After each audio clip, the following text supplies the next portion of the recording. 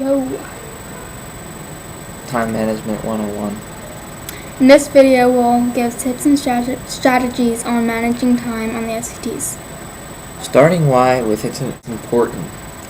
Why is managing time important on the SAT? I don't know.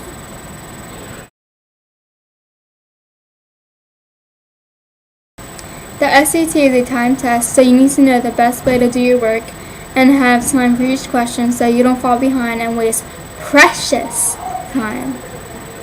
Why not just do all the questions in order and take as much time as you need and do as much as you can in that time limit? Some questions are harder for certain people, so managing time is important.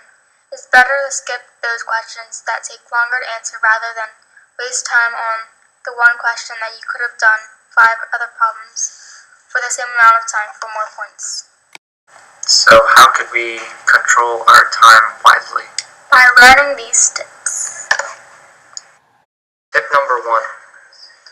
Look at a question and decide whether or not it will take you over a minute to do.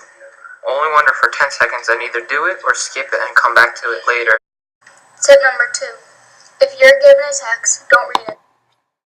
Look at the questions first because most of them will be asking about a specific line or phrase. Reading the entire text would be a huge setback. If the question does ask you something that requires you to read and answer the question about the theme, for example, skim the passage and try to find the main ideas that matter the most and ignore the small unimportant side notes. Tip number 3, and it goes along with tip number 2 and 1. Do all the questions that you know or can figure out in under a minute first, but don't forget to go back to the ones that you skipped. You save time by doing all the short and easy ones and get more points by getting them out of the way than if you did it all in order, but you still have to go back. Tip number 4. When you're stuck between 2 or more answer choices on a question, don't waste your time debating or overanalyzing. The SAT is designed to trick you, but don't let them manipulate you. Tip number 5. Read the question carefully. This is one thing you must take some time for. If you don't read it right, you might solve for another question or misunderstand what the question is asking. That will make you waste time and start over on the question to use up even more time.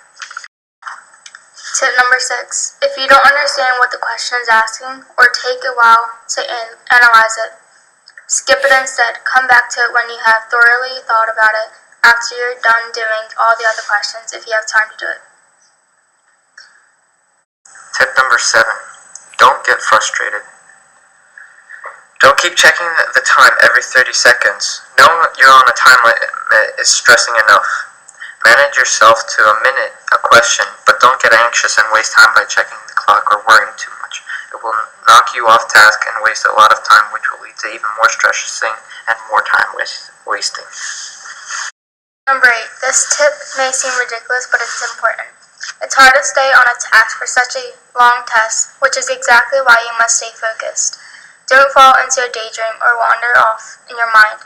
The SAT is long, and there is very limited time for each question, so there is no time for breaks for zoning out.